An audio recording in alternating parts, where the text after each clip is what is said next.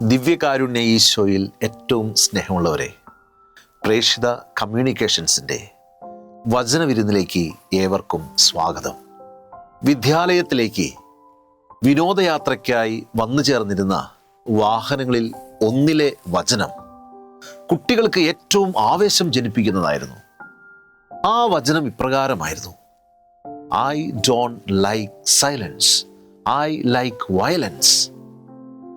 ഈശോ പറഞ്ഞു വെച്ചിട്ടുള്ള എല്ലാ ഉപമകളിലും വെച്ചുകൊണ്ട് ഏറ്റവും കൂടുതൽ വയലൻസ് നിറഞ്ഞിട്ടുള്ള ഉപമ ഏതാണെന്ന് ചോദിച്ചാൽ ഒരുപക്ഷെ ഞാൻ പറയുക, ഇന്ന് നോമ്പിൻ്റെ 4-ാം ഞായറാഴ്ച തിരുസഭാ മാതാവ് എനിക്കും നിനക്കുമായി വിചിന്തനത്തിനായി തന്നിട്ടുള്ള വിശുദ്ധ മത്തായി ശ്ലീഹ എഴുതിയ 21-ാം അധ്യായം 33 മുതൽ 44 വരെയുള്ള വചനങ്ങളാണ് എന്നാണ്. ഈശോ ഒരു കഥ പറയുന്നു. മുന്തിരിത്തോട്ടത്തിലെ കൃഷിക്കാരൻ്റെ ഒരു കഥ.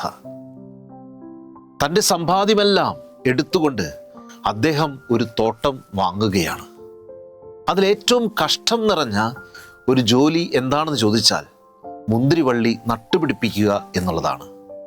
മുന്തിരിവള്ളികൾ നട്ടുപിടിപ്പിച്ച ശേഷം ആ തോട്ടത്തിന് ചുറ്റും അദ്ദേഹം വേലി കെട്ടുന്നു, ഗോപുരം നിർമ്മിക്കുന്നു, മുന്തിരിച്ചക്ക് സ്ഥാപിക്കുന്നു. ശേഷം ഇതിനെ പരിപാലിക്കാനായി കുറേയേറെ പണിക്കാരെ അദ്ദേഹം നിയമിക്കുക. തൻ്റെ തോട്ടത്തിലെ വിളവന്വേഷിച്ച് അദ്ദേഹം തൻ്റെ ഭൃത്യന്മാരെ 1, 2, 3 എന്നീ ക്രമത്തിൽ അയക്കുന്നുണ്ട്. എന്നാൽ പണിക്കാർ അവരെ എല്ലാവരെയും ചിലരെ പരിക്കേൽപ്പിക്കുകയും ചിലരെ മർദ്ദിക്കുകയും ചിലരെ കൊല്ലുകയും ചെയ്യുന്നു. തൻ്റെ സ്വപുത്രനെ ഇവർ ബഹുമാനിക്കുമെന്ന് കരുതിക്കൊണ്ട് യജമാനൻ തൻ്റെ സ്വപുത്രനെ തോട്ടത്തിലേക്ക് അയക്കുകയാണ്. ഇവനാണ് അവകാശി, ഇവനെ നമുക്ക് കൊന്നുകളയാം എന്നുള്ള ആഹ്വാനത്തോടുകൂടി യജമാനന്റെ സ്വപുത്രനെ തന്നെ അവർ വധിക്കുന്നു, മുന്തിരിത്തോട്ടത്തിലേക്ക് വെളിയെ എറിഞ്ഞു കളയുന്നു. യഹൂദ സംസ്കാരത്തിൻ്റെ പശ്ചാത്തലത്തിൽ ഈ ഉപമ നമുക്കൊന്ന് നോക്കിക്കാണാം. യഹൂദ സംസ്കാരത്തിൽ ഗലീലയിലാണ് സാധാരണമായി മുന്തിരിത്തോട്ടങ്ങൾ നിൽക്കുക. കാരണം രണ്ടുണ്ട്: നല്ല ഭൂമിയാണ്, പണിക്കാരെ കിട്ടുവാൻ എളുപ്പമാണ്. ഹോളി സിറ്റി എന്നറിയപ്പെടുന്ന ജെറുസലേമിലാണ് ഉടമസ്ഥരായ ഫരിസയരും നിയമജ്ഞരും മറ്റുള്ളവരുമൊക്കെ താമസിക്കുക. ഒരു മുന്തിരിവള്ളി നട്ടുപിടിപ്പിക്കുക നേരത്തെ പറഞ്ഞതുപോലെ ഏറ്റവും ദുഷ്കരമായിട്ടുള്ള ജോലിയാണ്. ഒരു മുന്തിരിവള്ളിയിൽ മുന്തിരി ഫലം കായ്ക്കുക 3 വർഷങ്ങൾക്ക് ശേഷമാണ്. അവരുടെ പാരമ്പര്യം അനുസരിച്ചുകൊണ്ട് 4-5 വർഷങ്ങളിലെ വിളകളും അതിൻ്റെ എല്ലാ ലാഭവും പണിക്കാർക്ക് തന്നെയുള്ളതാണ്. 6-ാമത്തെ വർഷത്തിലാണ് ഈ യജമാനൻ തൻ്റെ വിളവന്വേഷിച്ച് ഫലമന്വേഷിച്ച് പണിക്കാരെ അയക്കുക. ഇതിൽ ചെറിയൊരു കാര്യം കൂടി നാം മനസ്സിലാക്കേണ്ടതുണ്ട്. 3 വർഷം തുടർച്ചയായി യഹൂദ പാരമ്പര്യം അനുസരിച്ച് വിളവന്വേഷിക്കുവാനോ വിളവെടുക്കുവാനോ ഉടമസ്ഥൻ വന്നില്ല എങ്കിൽ ആ തോട്ടം പണിക്കാരുടേതാണ്. അതുകൊണ്ട് തന്നെയാണ് ഇതിൻ്റെ അവകാശിയായ യജമാനന്റെ പുത്രനെ കണ്ടപ്പോൾ അവരെല്ലാവരും ഒരുമിച്ച് ചേർന്ന് ആക്രോശത്തോടെ പറഞ്ഞത്, ഇവനാണ് അവകാശി, ഇവനെ നമുക്ക് കൊന്നുകളയാമെന്ന്. ശക്തമായ പഴയ നിയമ ചരിത്രത്തിൻ്റെ പശ്ചാത്തലത്തിലാണ് ഈശോ ഈ ഉപമ പറഞ്ഞു വയ്ക്കുക. ഹോസിയ പ്രവാചകന്റെ പുസ്തകം 10-ാം അധ്യായം 1-ാം വാക്യത്തിൽ പറയുന്നു, സമൃദ്ധമായ വിളവ് നൽകുന്ന ഒരു മുന്തിരിവള്ളിയാണ് ഇസ്രായേൽ എന്ന്. സങ്കീർത്തകന്റെ പുസ്തകം 80-ാം അധ്യായം 8-ാം വാക്യത്തിൽ പറയുന്നു, ഈജിപ്തിൽ നിന്നും കഷ്ടപ്പെട്ട് കൊണ്ടുവന്ന് നട്ടുവളർത്തിയ മുന്തിരിവള്ളിയോടാണ് ഇസ്രായേലിനെ സങ്കീർത്തകൻ ഉപമിച്ചിരിക്കുന്നത്.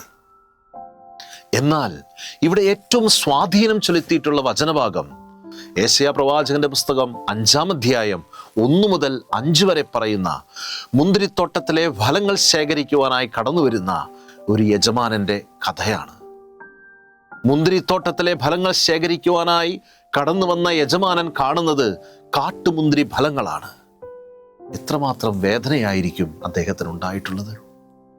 അതിനേക്കാൾ എത്രമാത്രം മടങ്ങ് വേദനയായിരിക്കും ഇന്ന് നാം കേട്ട ഉപമയിലെ സ്വപുത്രനെ ബലി കൊടുത്ത യജമാനന്റെ വേദന.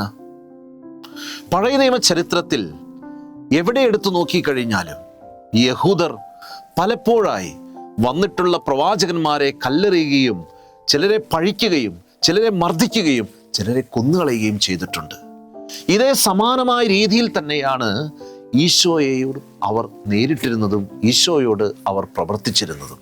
എന്നാൽ തോട്ടത്തിൻ്റെ യഥാർത്ഥ ഉടമസ്ഥനായ പിതാവായ ദൈവത്തിൻ്റെ ഏകജാതനായ ക്രിസ്തുവിനെ യഹൂദർ വധിക്കുകയും ശേഷം 3-ാം ദിവസം ഉയർത്തെഴുന്നേൽക്കുകയും ചെയ്യുന്നതോടുകൂടി സഭ എന്ന പുതിയ സംവിധാനത്തിൻ്റെ മൂലക്കല്ലായി തീരുകയായിരുന്നു യേശുക്രിസ്തു. പാരമ്പര്യങ്ങളും പഠനങ്ങളും അവിടെ നിൽക്കട്ടെ. ഈ ഉപമ എനിക്കും നിനക്കും നൽകുന്ന പാഠം എന്താണ്? പരിശുദ്ധ പിതാവ് ഫ്രാൻസിസ് പാപ്പ തൻ്റെ 2ാമത്തെ ചാക്രിക ലേഖനമായ ലൗദാത്തോ സിയിൽ ഇപ്രകാരം പറയുന്നുണ്ട്: we are not owners but we are stewards. നമ്മൾ ആരും തന്നെ ഉടമസ്ഥരല്ല, പക്ഷേ കാവൽക്കാരാണ്, പരിപാലകരാണ്. ദൈവം ഒരുപാട് പ്രതീക്ഷയോട് കൂടിയിട്ടാണ് ഈ ലോകത്തിലേക്ക് എന്നെയും നിന്നെയും പറഞ്ഞയച്ചിട്ടുള്ളത്. നമ്മളൊക്കെ എന്തിൻ്റെ കാവൽക്കാരാണ്? എൻ്റെ ആരോഗ്യത്തിൻ്റെ, എൻ്റെ സമ്പത്തിൻ്റെ, എൻ്റെ കുടുംബത്തിൻ്റെ, എൻ്റെ ഭാര്യയുടെ, ഭർത്താവിൻ്റെ, മാതാപിതാക്കളുടെ, എൻ്റെ സ്ഥാനമാനങ്ങളുടെ, എൻ്റെ സ്വത്തിൻ്റെ, എൻ്റെ സഭയുടെ, എൻ്റെ സമുദായത്തിൻ്റെ, അങ്ങനെ നീണ്ടുപോകുന്നു അതിൻ്റെ നിര.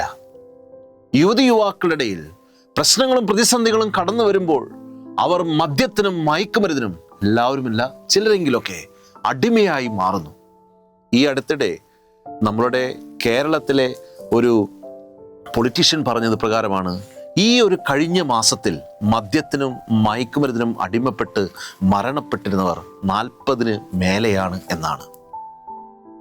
സ്നേഹമുള്ളവരെ, എപ്പോഴൊക്കെ ഇത് എൻ്റെ ശരീരമാണ്, എനിക്കിഷ്ടമുള്ളവണ്ണം ഞാൻ വിനിയോഗിക്കും, എൻ്റെ ആരോഗ്യം, എൻ്റെ സമ്പത്ത്, ഞാൻ കഷ്ടപ്പെടുന്നു, ഞാൻ സമ്പാദിക്കുന്നു എന്നുള്ള മനോഭാവത്തോടുകൂടി ആരൊക്കെ ദൈവത്തെ വെല്ലുവിളിക്കുന്നുണ്ടോ അവരെല്ലാവരും ഇന്നത്തെ ആദ്യത്തെ വായനയിൽ കേട്ടതുപോലെ ബാബേൽ ഗോപുരത്തിൻ്റെ പ്രതിരൂപങ്ങളാണ്, പ്രതിബിംബങ്ങളാണ്, പ്രതീകങ്ങളാണ്.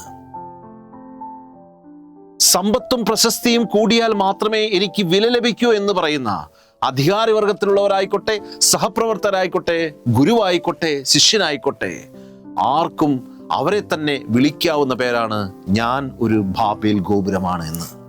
ഒരു അനുഭവം ഓർത്തു പോവുകയാണ്. ഇതൊരു 90കളിൽ നടന്നിട്ടുള്ള ഒരു അനുഭവമാണ്. ഒരു അപ്പച്ചൻ അദ്ദേഹം വന്ന് ഷെയർ ചെയ്ത ഒരു അനുഭവമാണ്. 7ാം ക്ലാസ്സിൽ പഠിക്കുന്ന ഒരു കുഞ്ഞുണ്ട്, അദ്ദേഹത്തിന് 4ാം ക്ലാസ്സിൽ പഠിക്കുന്ന ഒരു കുഞ്ഞുണ്ട്. അദ്ദേഹം ഒരു കൂലിപ്പണിക്കാരനാണ്. അദ്ദേഹം മക്കളെ ഒത്തിരി സ്നേഹിച്ചിരുന്നു. ഒരു ദിവസം 7ാം ക്ലാസ്സിൽ പഠിക്കുന്ന കുഞ്ഞുമകൾ, അവളെ കുഞ്ഞിപ്പെണ്ണെന്നാണ് അദ്ദേഹം സ്നേഹത്തോടെ വിളിക്കുക. കുഞ്ഞിപ്പെണ്ണ് വന്നിട്ട് പറഞ്ഞു, അപ്പച്ച അടുത്ത ആഴ്ച എൻ്റെ ജന്മദിനമല്ലേ, അപ്പോൾ അപ്പച്ചൻ്റെ ഇഷ്ടപ്പെട്ട കുഞ്ഞിപ്പെണ്ണ് ഞാനാണല്ലോ. ഈ കുഞ്ഞിപ്പെണ്ണ് സ്കൂളിൽ പോകണമെങ്കിൽ അന്നേ ദിവസം കുഞ്ഞിപ്പെണ്ണിനൊരു ഡിമാൻഡുണ്ട്. ഡിമാൻഡ് ഇത്ര മാത്രമേ ഉള്ളൂ, കുഞ്ഞിപ്പെണ്ണിന് ലാച്ചവാണ്. ഏറ്റവും വില കൂടിയ ഒരു വസ്ത്രമാണ് അന്നത്തെ എന്ന് ഞാൻ അനുമാനിക്കുന്നു. അപ്പൻ കടമെടുത്തുകൊണ്ട് കുഞ്ഞിപ്പെണ്ണിൻ്റെ ഭാഷ മനസ്സിലാകാതെ എന്നാണെന്ന് തോന്നുന്നു, കണ്ണീര് കാണുവാൻ ആഗ്രഹിക്കാത്ത, വാശി പിടിക്കുന്ന മക്കളുടെ മുമ്പിൽ എസ് എന്ന് സല്യൂട്ട് അടിക്കുന്ന ഒരു മാതാപിതാക്കൾ 90കളിലും ഉണ്ടായിരുന്നു എന്ന് വേണം അനുമാനിക്കാനായിട്ട്. അദ്ദേഹം എസ് പറഞ്ഞുകൊണ്ട് ഈ കുഞ്ഞിപ്പെണ്ണിന് ഈ ലാച്ച വാങ്ങിക്കൊടുക്കുകയാണ്. വാങ്ങിക്കൊണ്ടുവന്ന കുഞ്ഞിപ്പെണ്ണിൻ്റെ മുഖത്തുള്ള സന്തോഷം കൊണ്ട് അപ്പൻ സംതൃപ്തി അടഞ്ഞു. സ്നേഹമുണ്ടായി, സന്തോഷമുണ്ടായി, ആഹ്ലാദമുണ്ടായി. പിറ്റേ ദിവസം തൻ്റെ അപ്പച്ചന് വാങ്ങിത്തന്ന ലാച്ചിയും എടുത്തുകൊണ്ട് അവൾ സ്കൂളിലേക്ക് യാത്ര തിരിച്ചു. എല്ലാവർക്കും സന്തോഷം. ഉച്ചഭക്ഷണ സമയത്ത് കൂട്ടുകാരികളോടൊപ്പം ഇരിക്കുമ്പോൾ ഒരു കൂട്ടുകാരി ഇവളോട് ഒരു കാര്യം പറഞ്ഞു. മോളെ, ഇത് എവിടെന്നാ വാങ്ങിച്ചത്? അവൾ പറഞ്ഞു, എനിക്കറിയില്ല, എൻ്റെ അപ്പച്ചന് വാങ്ങിത്തന്നതാ. ശരി, ഇതിന് എത്ര വിലയുണ്ടാകും? അതും എനിക്ക് കൃത്യമായി വ്യക്തതയില്ല. അപ്പോൾ കൂട്ടുകാരി ഒരു കാര്യം പറഞ്ഞു, നിന്റെ അപ്പൻ നിന്നെ പറ്റിച്ചു. നിന്റെ അപ്പൻ നിന്നെ പറ്റിച്ചു. ഇത് വഴിയോരങ്ങളിൽ ഏറ്റവും വില കുറഞ്ഞ രീതിയിൽ ലഭ്യമാകാവുന്ന ഒരു തരത്തിലുള്ള വസ്ത്രമാണിത്. ഇത് ഒറിജിനൽ ഒന്നല്ല, നിന്റെ അപ്പൻ നിന്നെ പറ്റിച്ചു. കൂട്ടുകാരുടെ ഈ വാക്കുകളിൽ ഈ കുഞ്ഞ് വളരെയധികം തളർന്നു. കുഞ്ഞിൻ്റെ സങ്കടം കണ്ട് അമ്മ ചോദിച്ചു, പക്ഷെ അവളൊന്നും ഉരിയാടിയില്ല. അപ്പൻ കടമെടുത്ത കാശിന് പണിയെടുത്തുകൊണ്ട് ഒരു സന്തോഷവും സ്നേഹവും ആഹ്ലാദവും വീട്ടിൽ അലതല്ലി നിൽക്കും എന്നുള്ള മനോഭാവത്തോടു കൂടി അദ്ദേഹം വീട്ടിലേക്ക് കടന്നു വരികയാണ്. വന്നപ്പോൾ അദ്ദേഹം കണ്ടത് തളർത്തുന്ന ഒരു കാഴ്ചയാണ്. കുഞ്ഞിപ്പെണ്ണ് ഒരു മുക്കിലിരുന്ന് കരയുന്നു. ക്ഷീണിതനായ അപ്പൻ പറഞ്ഞു, ഭക്ഷണം വിളമ്പാൻ. വിളക്കിൻ്റെ മധ്യത്തിൽ അപ്പച്ചൻ അമ്മച്ചിയും ഇവളുടെ അനീത്തിയും കൂടിയിരുന്ന് ഭക്ഷണം കഴിച്ചു. വളരെയധികം നേരം ഇവളെ നിർബന്ധിച്ചു, സമ്മതിച്ചില്ല. അപ്പനും അമ്മയും ഈ ഇളയ കുഞ്ഞും കൂടി ഭക്ഷണം കഴിക്കുന്ന സമയത്ത് ഇവൾ ആ ലാച്ച കയ്യിലെടുത്തു. എന്നിട്ട് അപ്പനോട് പറഞ്ഞു, അപ്പാ അപ്പാ അപ്പൻ എന്തിനാ എന്നെ പറ്റിച്ചത് എന്ന് ചോദിച്ചുകൊണ്ട് അവൾ ഓടി വന്ന് ആ വിളക്കിൻ്റെ മുമ്പിൽ ആ ലാച്ച കാണിച്ചു. ഒരുപക്ഷെ ഇത് കേട്ടു നിൽക്കുന്ന ഓരോ അപ്പനും അമ്മയ്ക്കും ഇത് എൻ്റെ മകളാണെങ്കിൽ മകനാണെങ്കിൽ ഞാൻ അടിച്ചേനെ. ഭാഷ മനസ്സിലാകുന്നുണ്ടോ എന്ന് അറിയാൻ പാടില്ലാത്തൊരവസ്ഥ. സ്നേഹമുള്ളവരെ, അപ്പൻ ഓടിയത് വടിയെടുക്കാനല്ല. അപ്പൻ ഓടിപ്പോയത് എനിക്കും നിനക്കും വേണ്ടി 3 ആണികളിൽ ആകാശത്തിനും ഭൂമിക്കും മധ്യേ കിടന്ന് മരിച്ച ആ യേശുവിനെ നോക്കിയിട്ടാ. അദ്ദേഹം ഓടിപ്പോയി പറഞ്ഞു, ഈശോയെ, നീ തന്നതാ, നീ തന്നെ നോക്കിക്കൊള്ളണേ, ഞാൻ ആരുമല്ല. ഈശോയെ, നീ തന്നതാ, നീ നോക്കിക്കൊള്ളണേ, ഞാൻ ആരുമല്ല. വർഷങ്ങൾക്ക് ശേഷം അറിയുവാനായിട്ട് സാധിച്ചു, ഇവളൊരു കന്യാസ്ത്രീ മഠത്തിൽ ചേർന്നെന്നും നല്ലൊരു മദറായെന്നും പിന്നീട് അനാഥ കുഞ്ഞുങ്ങൾക്ക് ഒരു നല്ല അമ്മയായും നല്ല കൂട്ടുകാരിയുമായി നല്ല ഒരു സിസ്റ്ററായിട്ട് ഇവൾ ജീവിക്കുന്നു എന്നും. ഭാഷ മനസ്സിലാകണമെങ്കിൽ ദൈവരൂപി കടന്നു വരണം. ഖലീൽ ജിബ്രാൻ പറയുന്നുണ്ട്, നിങ്ങളുടെ മക്കൾ നിങ്ങളുടെ സ്വന്തമല്ല, അത് ദൈവം നിങ്ങൾക്ക് തന്നു എന്നേ ഉള്ളൂ. മാതാപിതാക്കളെ, മക്കൾ നിങ്ങളെ ഏൽപ്പിച്ചിട്ടുള്ള നിക്ഷേപമാണെന്ന് ചാവറ പിതാവ് പറഞ്ഞു വയ്ക്കുന്നുണ്ട്. സ്നേഹമുള്ളവരെ, ദൈവ ആത്മാവ് വന്നു കഴിഞ്ഞാൽ അവിടെ ബാബേൽ ഗോപുരങ്ങൾ തകർന്നു വീഴും. ബാബേൽ ഗോപുരം പണിയുമ്പോൾ അവിടെ ദൈവാത്മാവില്ല, ഞാനെന്ന ഭാവം മാത്രം. പെന്തക്കുസ്ത തിരുനാളിന് ശേഷം പത്രോസ് പ്രസംഗിച്ചപ്പോൾ പല ഭാഷയിലായിരുന്ന വ്യക്തികൾക്കെല്ലാം ഒരേ രീതിയിൽ ഒരേ ഭാഷയിൽ അവരവരുടെ ഭാഷയിൽ മനസ്സിലാക്കാൻ സാധിച്ചതിനും ഒറ്റ കാരണം ദൈവാത്മാവ്. എൻ്റെയും നിൻ്റെയും ഭവനത്തിൽ ദൈവാത്മാവ് നിറഞ്ഞു നിൽക്കുന്നുണ്ടെങ്കിൽ എൻ്റെ ഭാഷ എൻ്റെ കൂടെയുള്ളവർക്ക് മനസ്സിലാകും, അവരുടെ ഭാഷ എനിക്ക് മനസ്സിലാകാം. ദൈവം നിങ്ങളെ അനുഗ്രഹിക്കട്ടെ. രണ്ടാമത്തെ ഒരു ചിന്ത ഇപ്രകാരമാണ്: പണിക്കാർ ഉപേക്ഷിച്ച് കളഞ്ഞ കല്ല് മൂലക്കല്ലായി തീർന്നിരിക്കുന്നു. സ്നേഹമുള്ളവരെ, ഇന്ന് നീ നിൻ്റെ കുടുംബത്തിൽ, നിൻ്റെ സഭയിൽ, സമുദായത്തിൽ, നിൻ്റെ കൂട്ടുകാരുടെ ഇടയിൽ നീ ഉപേക്ഷിച്ച് കളഞ്ഞ കല്ലാണെങ്കിൽ ഇന്നല്ലെങ്കിൽ നാളെ നിന്നെ ഉയർത്തുവാനും നീ മൂലക്കല്ലാക്കി നിന്നെ മാറ്റുവാനും കഴിവുള്ളൊരു ദൈവം നിനക്കുണ്ടെന്ന് നീ വിശ്വസിക്കുക. മൂന്നാമത്തെ ഒരു ചിന്ത: ഉടമസ്ഥൻ വരും. ഉടമസ്ഥൻ വിളവെടുക്കുവാൻ തീർച്ചയായും കടന്നു വരും. മുന്തിരി വയലാകുന്ന നിന്റെ കുടുംബത്തിൽ നീ എപ്രകാരമാണ് ഈ ഉടമസ്ഥനെ വരവേൽക്കുവാനായിട്ട് തയ്യാറായി നിൽക്കുക? ഇന്ന് പല യുവതി യുവാക്കന്മാരും പറയുന്നൊരു വാചകമുണ്ട്: എന്തിനാണച്ച പള്ളിയിൽ പോകുന്നേ? അവിടെ കലഹമല്ലേ, അവിടെ ഭിന്നതയല്ലേ? എന്തിനാണച്ച ഞങ്ങൾ കല്യാണം കഴിക്കുന്നേ? അവിടെ എവിടെയാച്ച സ്നേഹം? എൻ്റെ അപ്പനും അമ്മയും എപ്പോഴും തർക്കിച്ചു കൊണ്ടിരിക്കുക, എൻ്റെ അപ്പനും അമ്മയും എപ്പോഴും കലഹിച്ചു കൊണ്ടിരിക്കുക, അവരുടെ ഇടയിൽ ഇല്ലാത്തൊരു സ്നേഹം എങ്ങനെയാണ് ആ ജീവിതത്തിലേക്ക് എനിക്ക് കടന്നു വരാൻ സാധിക്കുക? സ്നേഹമുള്ള സഹോദര സഹോദരി, നീ കാണേണ്ടത് നിന്റെ സഭയിലുള്ള വൈദികരെയല്ല, നീ കാണേണ്ടത് നിന്റെ സഭയിൽ ആയിരിക്കുന്ന സിസ്റ്റേഴ്സിനെയല്ല, നീ കാണേണ്ടത് നിന്റെ അപ്പനെയോ അമ്മയെയല്ല, നീ കാണേണ്ടത് കുരിശിൽ നിനക്ക് വേണ്ടി മരിച്ച യേശുവിനെയാണ്. ആ യേശുവിൻ്റെ സ്നേഹം എന്ന് നീ മനസ്സിലാക്കുന്നോ അന്ന് നിനക്ക് ഒരു ഉണർവുണ്ടാകും. അതാണ് യഥാർത്ഥ സ്നേഹമെന്ന്.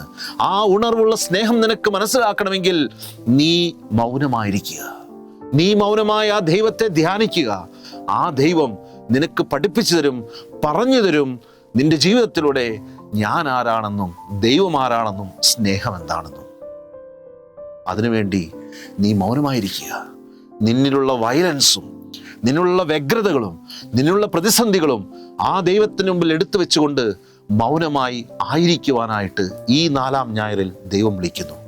എന്നിട്ട് ഈശോയോട് പറയണം, I like silence, I don't like violence. ദൈവം അനുഗ്രഹിക്കട്ടെ. ഈശോ മിശിഹായ്ക്കും സ്തുതിയായിരിക്കട്ടെ.